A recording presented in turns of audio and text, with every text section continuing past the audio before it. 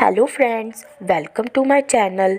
आज की स्टोरी का नाम है माँ बेटे बहू की गृहस्थी में दखल मत दो। स्टोरी अच्छी लगे तो लाइक कीजिएगा और मेरे चैनल को ज़रूर से सब्सक्राइब कीजिएगा। 4 महीने पहले ही हुई थी। रमन मुंबई की एक कंपनी में इंजीनियर था। कंपनी की तरफ से उसे 3 BHK का एक फ्लैट मिला था। सना भी बैंक में जॉब करती थी। शादी के बाद सना की सास सुमन महीने भर ये कहकर उनके पास रुकी रही कि नहीं बहू को मैं अपनी घर गृहस्थी के तौर तरीके अच्छे से समझा दूँ। एक हफ्ते में उन्होंने सना की नाक में दम कर दिया। नई नई ब्याह कर आई थी, वैसे ही डरी हुई थी। ऊपर से सासू माँ के कड़क स्वभाव से बहुत से किस्से सुनकर पहले ही परेशान थी। सना के मन में अपने घर को सजाने के जाने कितने सपने संजो रखे थे। सना और रमन घर के लिए नए पर्दे लेने गए तो सुमन जी भी साथ थी। जिस डिजाइन और कलर को सना पसंद करती, सुमन जी उसमें मीन मिनेक निकाल कर रिजेक्ट कर देती। फर्नीचर को लेकर भी सुमन दखल अंदाजी किए बिना नहीं मानी। रमन ने एक आध बार इशारे से उनको समझाना चाहा तो वो बोली, तेरे पापा के 2 कमरे के गुचकुल्ली में तो घर में तो अपने मन का कुछ नहीं कर पाई थी। अम्मा जी का राज चलता था ना। सोच रखा था तेरी नौकरी के बाद तेरी गृहस्थी अपने मन मुताबिक सजाऊंगी। बरसों बाद तो भगवान ने ये दिन दिखाया। अब मैं किसी की एक ना सुनूंगी। कह देती हूँ। सना और रमन ने दबे शब्दों में कहना भी चाहा कि माँ सुनो तो, घर के पर्दे रोज रोज तो बदले नहीं जाएंगे, एक बार ढंग के ले लेते हैं माँ। पर सुमन जी ने दोनों को घुड़क कर चुप करा दिया, ये कहते हुए कि तुम लोगों को अभी क्या पता गृहस्थी कैसे चलाते हैं, और अपनी पसंद के सस्ते से पर्दे खरीदवा कर ही मानी। सुमन जी ने सना के माँ बाप से घर का सामान देने को मना कर दिया था, ये कहकर कि ज़रूरत के हिसाब से अपने आप ले लेगी वो।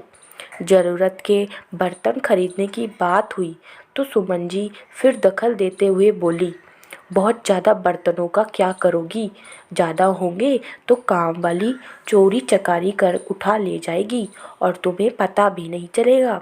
मेरे पास बहुत सारे भगोने कढ़ाई पड़े हैं, अगली बार लेते हुए आऊँगी, बस गिनकर कटोरी गिलास चम्मच खरीदो। सना 2 लीटर का कुकर लेना चाह रही थी क्योंकि छोटे कुकर में थोड़ा सामान पकाने में ज़्यादा आसानी रहती है। पर सुमन जी बोली, अभी से मैं और मेरा पति सोचना शुरू कर दिया तुमने, हम या तुम्हारे ननद नंदोई आएंगे क्या? चलो 5 लीटर वाला लो।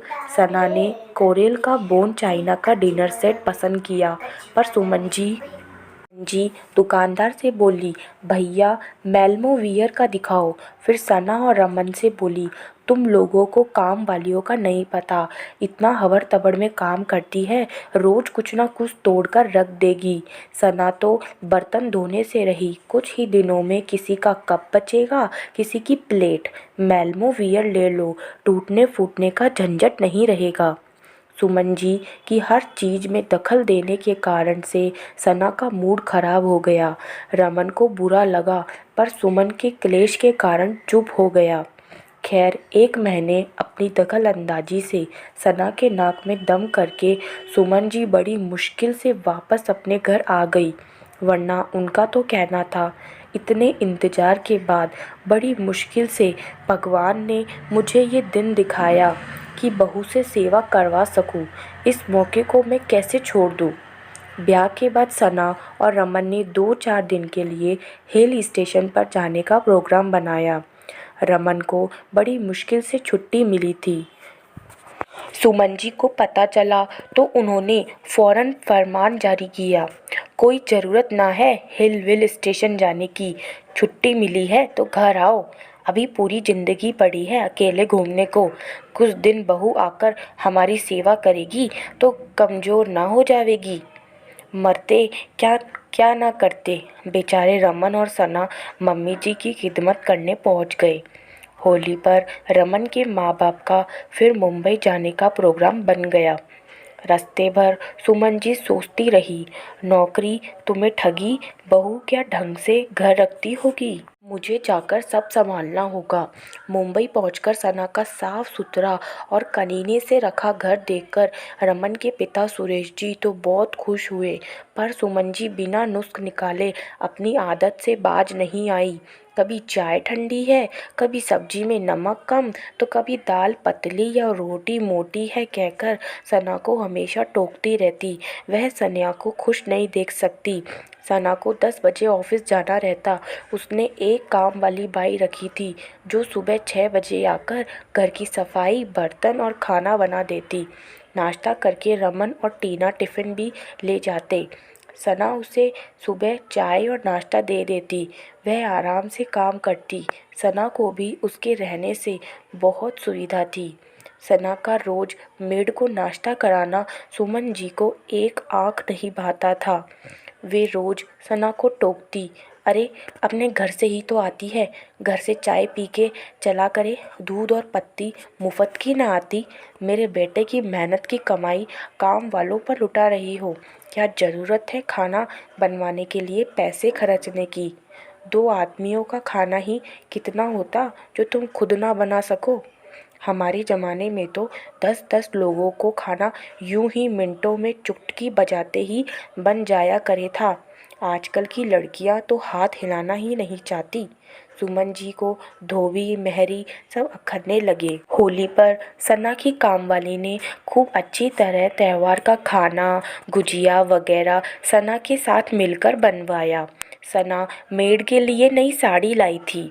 सुमन जी को दिखाई तो सुमन जी ने फौरन साड़ी अपने कब्जे में लेकर कहा, 100 रुपये और अपना कोई पुराना कपड़ा दे दो, कोई ज़रूरत नहीं है नए कपड़े देने की। सना को बहुत बुरा लगा। मेड के रहने से उसे कितना आराम था। त्योहार कितनी अच्छी तरह निपट गया सना का। पर सुमन जी के आगे उसकी एक न चली। किसी छुट्टी के दिन अगर सना और रमन कहीं बाहर घूमने का प्रोग्राम बनाते तो सुमन जी का मुंह बन जाता, या कहीं बाहर से खाना ऑर्डर करने की कहते तो फिजूल खर्ची का बहाना देकर अडंगा लगा देती। सुमन जी के आए दिन की टोका टोकी से तंग आकर एक दिन मेड ने सना को कह दिया कि वह दूसरी मेड का इंतजाम कर ले। मम्मी जी के रहते वह काम नहीं कर पाएगी। सुरेश जी ने सुन लिया। वो जब से आए थे देख रहे थे कि सना को मेड के रहने से कितनी सुविधा है।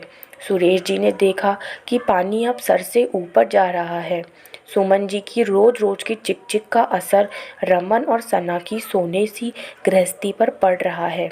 तो उन्होंने सुमन जी को कह दिया कि तुमने देखा बहू कितनी अच्छी तरह घर संभाल रही है, नौकरी पर भी जाती है, पर हमें तुम्हें कोई दिक्कत नहीं होने देती। तुम्हारी हर वक्त की चक पर भी पलट कर जवाब नहीं देती। हमारी हर छोटी से छोटी चीज़ों का ध्यान रखती है। और तुम्हें क्या चाहिए, खाना टाइम से पका पकाया मिलता है, कपड़े धुले धुलाए प्रेस करे, हमारे मुंह से बात निकलती है, बच्चे फ़ौरन पूरी कर देते हैं। जैसे अम्मा की टोका टोकी तुम्हें बुरी लगती थी, तुम सोचो बहू को भी वैसा ही लगता होगा। तुमने अपनी गृहस्थी जैसा तुम्हारा मन किया चला ली। अब बहू को अपनी गृहस्थी अपने हिसाब से चलाने दो। अगर घर की सुख शांति चाहती हो तो भगवान खुद भी चैन से रहो और बेटे बहू को भी चैन से रहने दो भगवान। तभी बच्चे भी खुश रहेंगे और तुम भी। कहीं ऐसा ना हो कि कल को हमारे बच्चे हमारे पास आने में कतराए और हमें अपने पास बुलाने में घबराएं। थोड़ी बहुत बहस के बाद सुमन जी ने ठंडे दिमाग से सोचा कि सुरेश कह तो सच रहे हैं।